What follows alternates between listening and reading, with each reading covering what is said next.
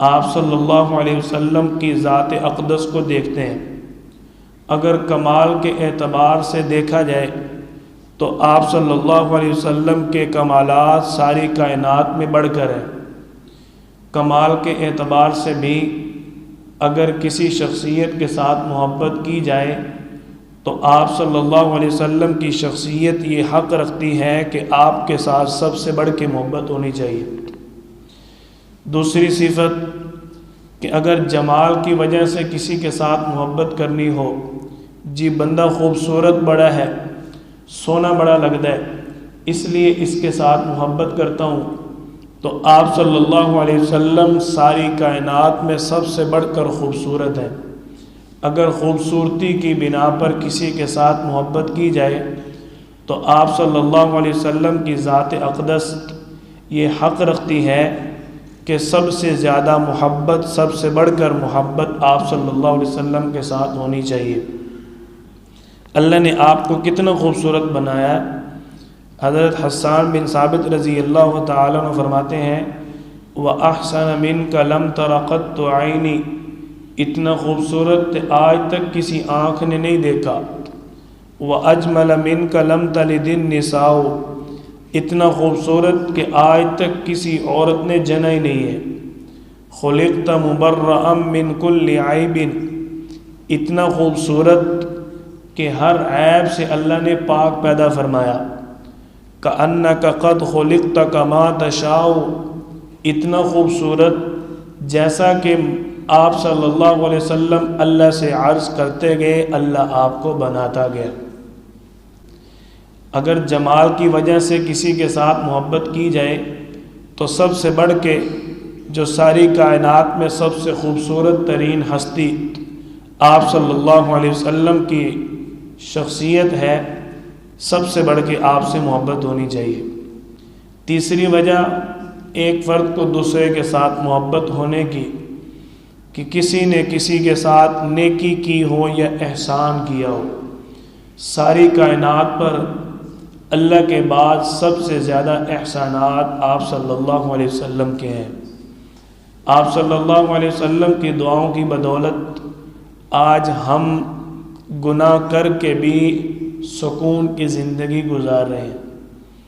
آپ صلی اللہ علیہ وسلم نے اگر اللہ سے ہمارے لیے رحمت نہ مانگی ہوتی، اللہ تعالیٰ نے اپنی رحمت کے 100 حصوں میں سے ایک حصہ اپنے بندوں کو عطا فرمایا ہے، باقی 99 حصے اللہ تعالیٰ کے پاس اپنے بندے کے لیے رحمت کے موجود ہیں۔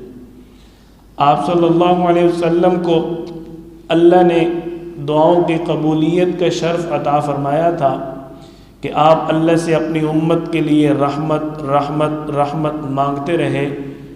اللہ نے کتنی بڑی رحمت عطا فرمائی۔ ایک قوم ناپ تول میں کمی کرتی ہے، اللہ تعالیٰ عذاب بھیج کر اس کو ختم کر دیتے ہیں۔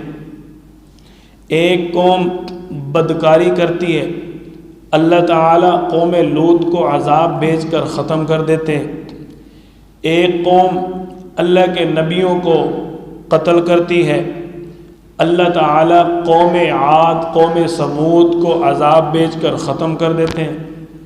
ایک قوم اللہ کے سامنے مقابلے میں اپنی تخلیقوں کا اظہار کرتی ہے کہ ہم اتنے بڑے بڑے ہیں، ہمارے قد 10 گز کے ہیں، ہم اتنے بڑے مکانات بنانے والے، اتنے بہادر اور مضبوط لوگ ہیں۔ اللہ کے مقابلے میں آئے، اللہ نے ان پر عذاب بھیج کر ان کو ختم کر دیا۔ کئی قومیں آئیں جو ایک نافرمانی کی وجہ سے ہلاک ہو گئی۔ آپ صلی اللہ علیہ وسلم کے اس امت پر کتنے احسانات ہیں، کتنی اللہ سے اپنی امت کے لیے رحمت مانگی۔ یہ امت ناپ تول میں کمی کرتی ہے، عذاب نہیں آتا۔ یہ امت گناہ کرتی ہے، عذاب نہیں آتا۔ یہ امت اللہ کی نافرمانی کرتی ہے، عذاب نہیں آتا۔ اللہ تعالیٰ نے اس امت کو وَلَا تُهْلِكُوا بِأَيْدِيكُمْ إِلَى التَّهْلُكَةِ، اس سے منع بھی فرمایا ہے کہ تم نے اپنے ہاتھوں کے ساتھ اپنے آپ کو عذاب نہیں دینا۔ يُعَذِّبُهُمُ اللَّهُ بِأَيْدِيكُمْ، اللہ تعالیٰ نے آپ صلی اللہ علیہ وسلم کی دعاؤں کو جب قبول کیا، اللہ نے فرمایا میری رحمت وسیع ہے، لیکن تیری امت کے لوگوں کو میں اپنی رحمت تیری دعاؤں کی قبولیت کی وجہ سے چھوڑ دوں گا، تیری ساری امت کو ہلاک کر کے ختم نہیں کروں گا، لیکن ایک چیز ضرور ہے، یعذبہم اللہ بایدیکم، جب تیری امت اپنے ہاتھوں سے خود عذاب خریدے گی، جب تیری امت اپنے ہاتھوں سے خود گناہ کمائے گی تو اس گناہ کی اس کو اتنی سزا مل جائے گی۔ یہ آپ صلی اللہ علیہ وسلم کا اس امت پر کتنا بڑا احسان ہے کہ یہ امت اپنی مرضی کی زندگی گزار رہی۔ اگر احسانات کی وجہ سے ایک شخص دوسرے شخص کے ساتھ محبت کرتا ہے تو احسانات کی بنا پر سب سے بڑھ کے آپ صلی اللہ علیہ وسلم کے ساتھ محبت ہونی چاہیے۔